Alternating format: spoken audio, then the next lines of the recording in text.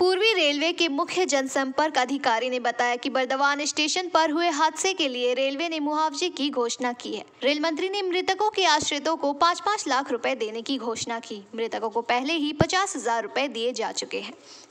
पूर्वी रेलवे के मुख्य जनसंपर्क अधिकारी कौशिक मित्रा ने पीवीटीवी के माध्यम से ये बातें कही।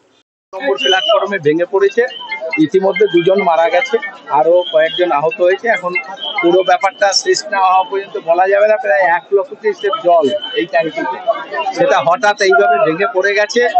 দুইজন সঙ্গে সঙ্গে ডেথ হয়ে গেছে। আমাকে ফায়ার ব্রিগেড থেকে বললো দুজন ডেথ হয়েছে, আর সব আছে আহত।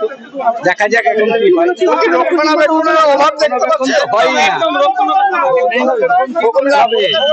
আমাদের কেন্দ্রীয় সরকার গোটা ভারতবর্ষে মন্দির তৈরি করবে, কে সব রেল দেখবে, কে কেন্দ্রীয় সংস্থা কি দেখবে?